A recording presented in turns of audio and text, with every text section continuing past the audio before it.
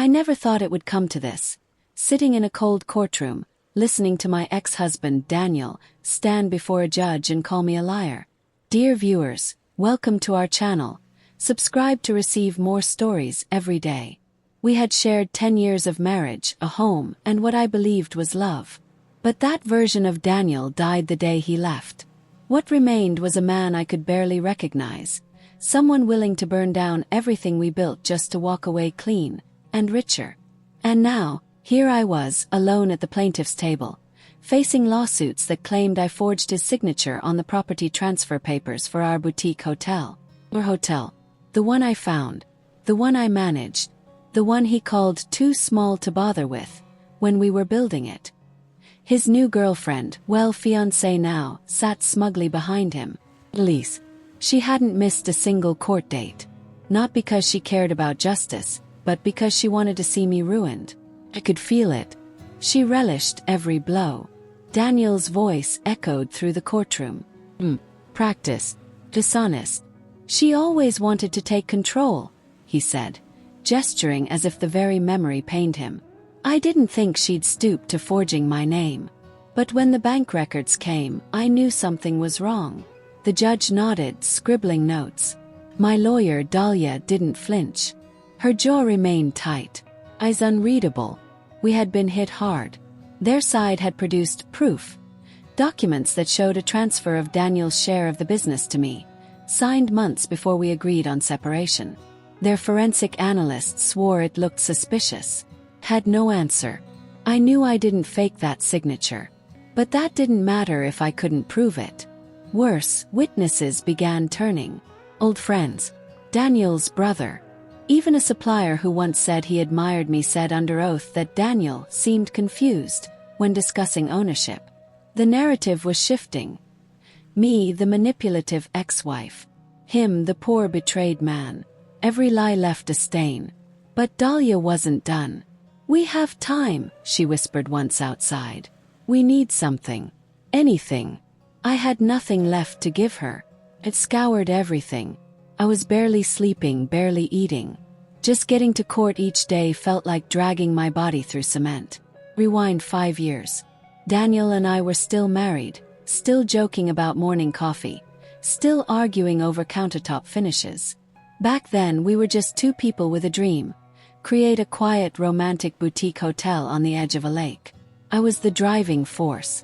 I handled the budget, the licensing, the hiring. Daniel helped with decor and design but was distant once it opened.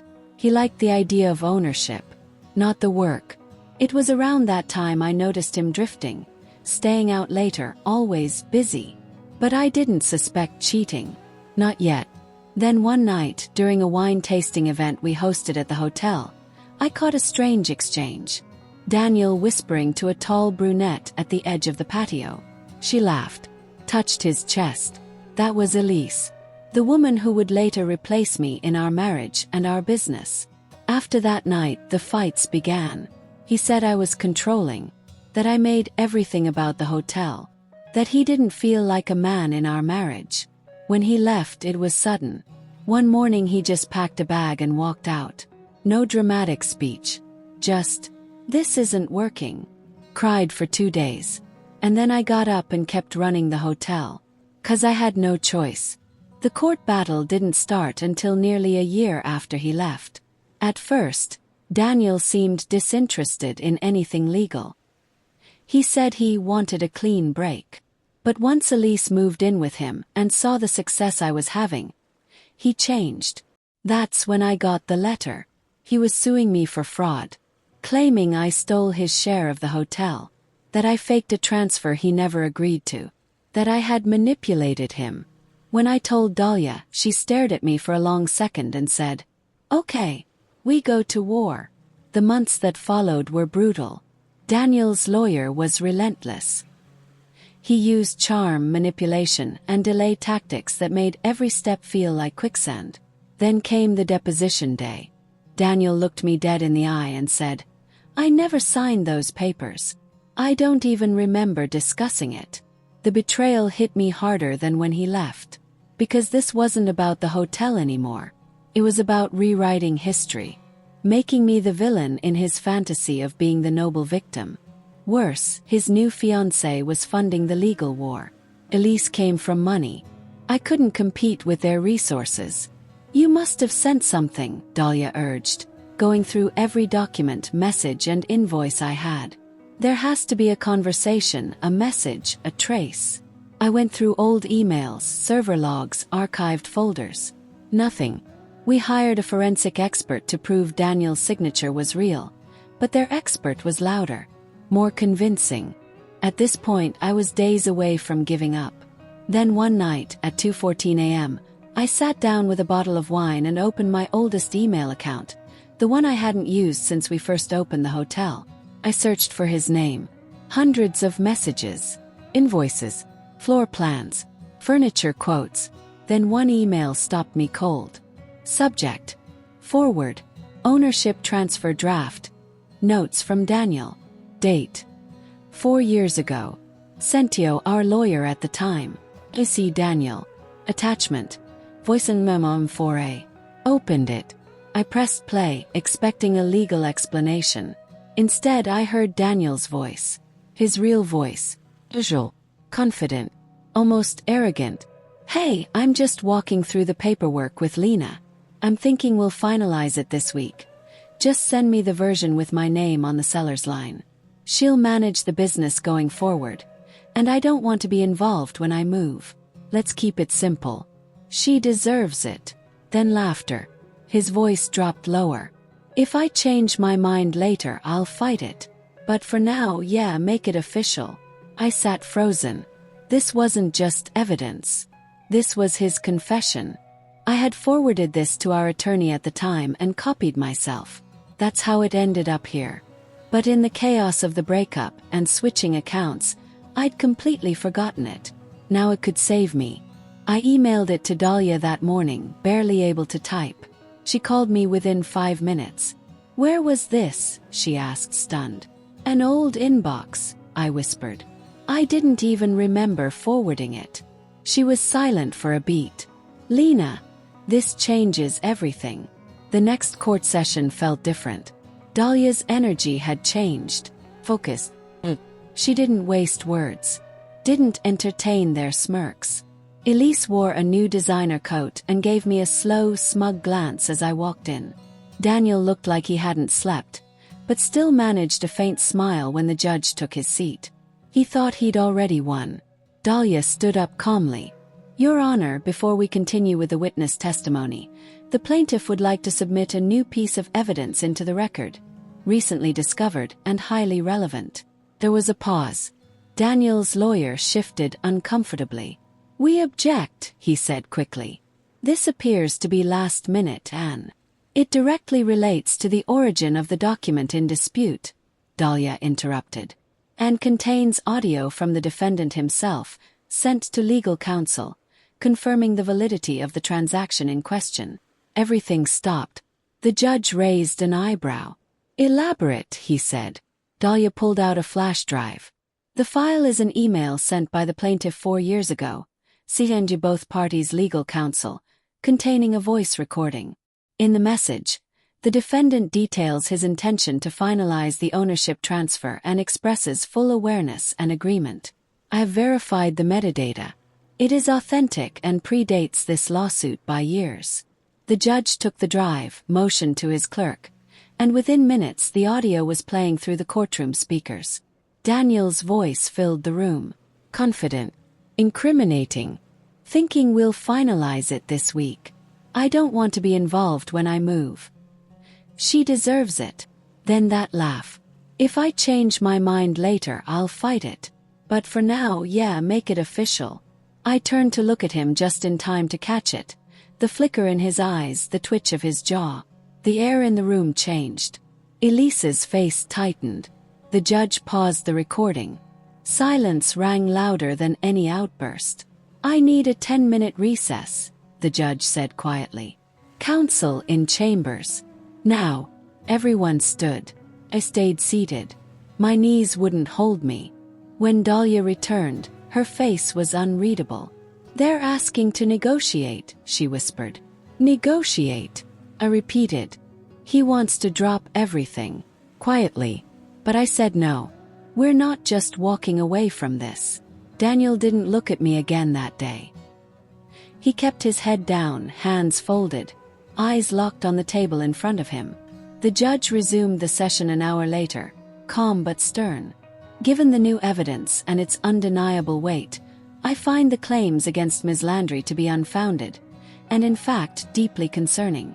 This court is not in the business of enabling retribution disguised as litigation. Then he looked directly at Daniel. Mr. Renshaw, you may wish to consult criminal counsel. I couldn't breathe. I wasn't just cleared. He was exposed. Afterwards, outside the courthouse, reporters were already gathering. The audio had leaked. Someone on the clerk's staff had leaked it. But I didn't care. Let it go viral. Daniel tried to approach me as I walked out with Dahlia. Elise stayed behind him this time, arms crossed, eyes cast downward. Lena, he started. I didn't mean for this to... Stop. You didn't mean for this to what? Yes. To cost me everything. To make me doubt my sanity. To paint me as a thief. He sighed. I was angry. No, I said. You were greedy. There's a difference. He didn't answer. I walked away. But it wasn't over. Within a week, I was contacted by the Bar Association.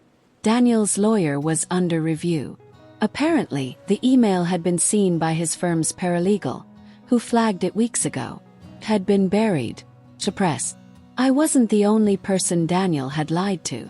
The hotel survived. I rebranded it. Renamed it. Took out every trace of him. Strangely, business improved. People began calling to book stays because they'd heard about the case. One woman said, I just wanted to stay somewhere run by someone who survived that kind of storm. But something else happened too. Got an email.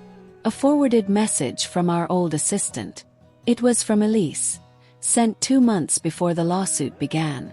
It read, we need to push Daniel to get what's rightfully his. He gave her the hotel without thinking. If she wants to keep it, she should have to pay for it. We can spin the story if we have to. Attached was a spreadsheet. Potential settlement amounts, timelines, suggested talking points. I sat staring at it for minutes. It wasn't just Daniel. It was both of them. And the whole thing had been rehearsed, planned. I forwarded it to Dahlia without a word. 2 days later, Elise received her own legal notice for her role in fabricating and funding fraudulent claims in a civil case. Dahlia called it poetic. Called it closure. Not revenge. Not really. Just truth. Finally speaking louder than the lies. The weeks after the ruling were a strange blur. I wasn't celebrating. Not yet.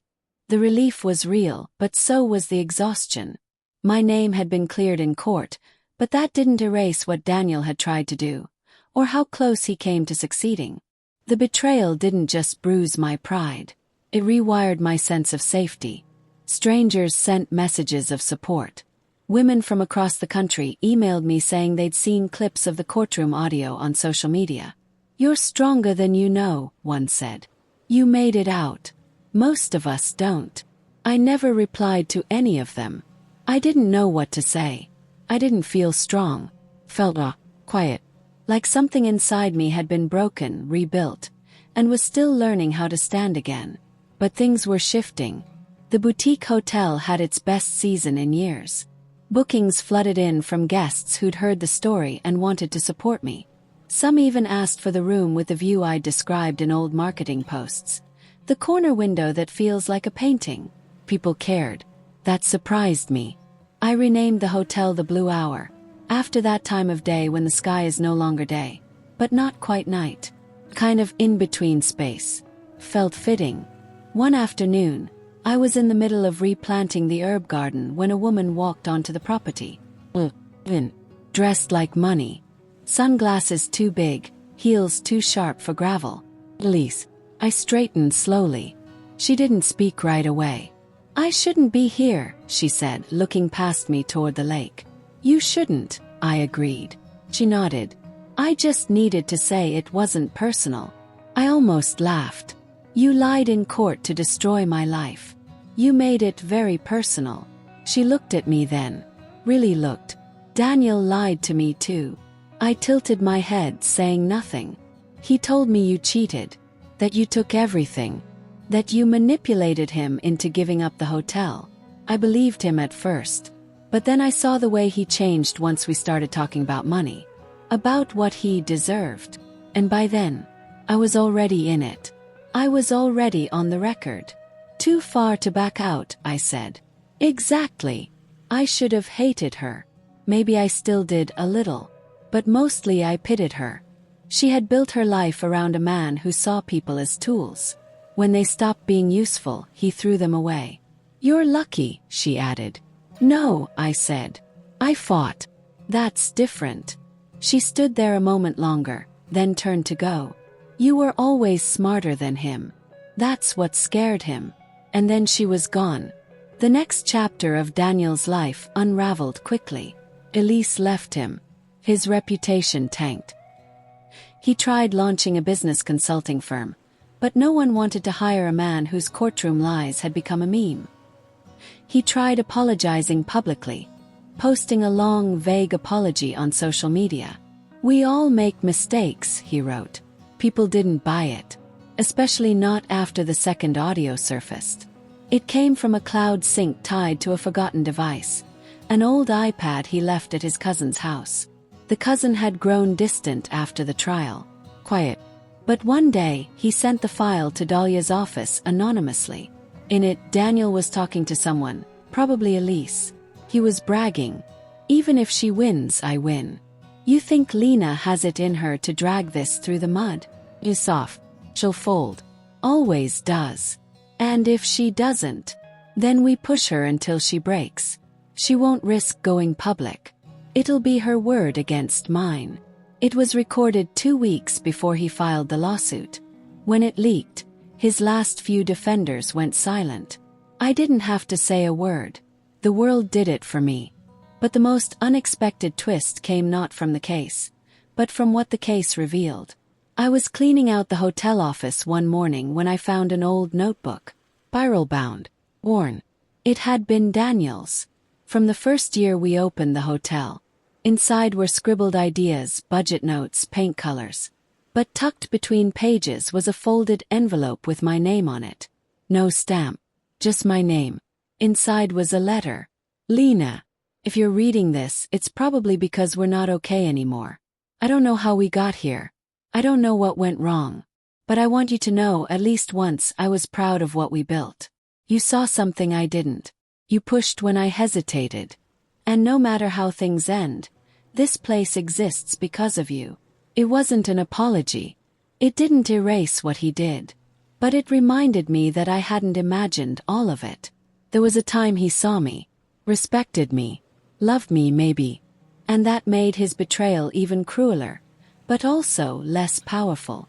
Because I wasn't some naive fool who'd been blind from the start. I was a woman who believed, who fought, who got back up after the truth crushed her, and then used that same truth to rise again. Today I walk through the Blue Hours halls with peace. I see guests sipping wine by the fire pit, couples smiling over breakfast, kids laughing by the lake, and I think, he tried to take all of this from me. But he didn't. Because one forgotten email, an accidental voice memo, held the truth. And truth, no matter how deeply buried, has a way of finding the light. Dear viewers, thank you for watching. If you like this story, please subscribe to our channel to receive more stories every day. Share with us what you think of this story and tell us where you're watching from.